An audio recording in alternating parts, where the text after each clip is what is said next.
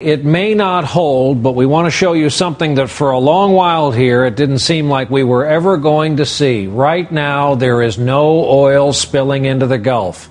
For now, the cap is on and working. No new billowing oil beyond, of course, the 3-month supply already in the Gulf waters and on the shores and in the marshes. They are testing the pressure now. This stoppage may not last. It's not a permanent solution.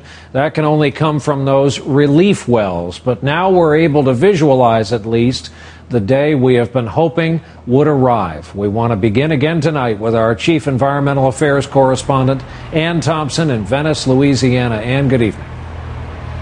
Good evening, Brian. You know, even though this is the day that the people here along the Gulf have waited some 3 months for, reaction is muted tonight because people here are hoping that it's when this test stops that the oil is still not flowing.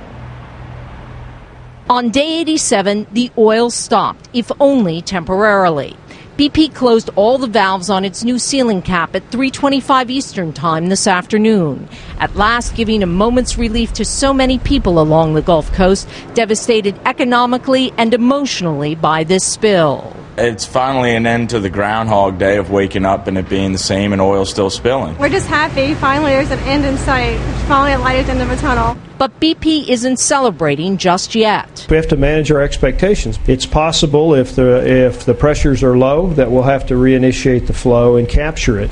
At the White House, President Obama was every bit as cautious. I think it is a positive sign.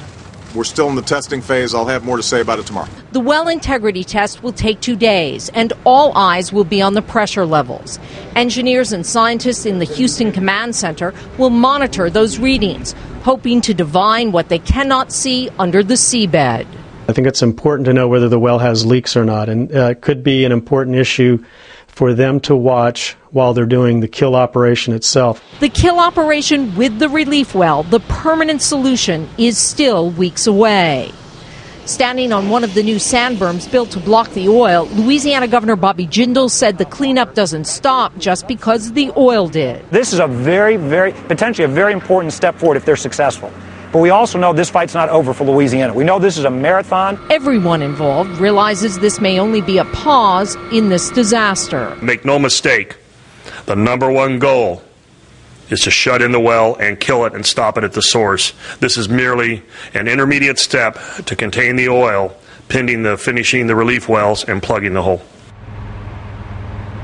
Now, every 6 hours, BP and government officials will assess those test results and decide whether or not to move forward. This is going to be a very slow and deliberate process. Brian? For however long it's shut off, Ann will take it. Ann Thompson in Venice, Louisiana again tonight. Thanks.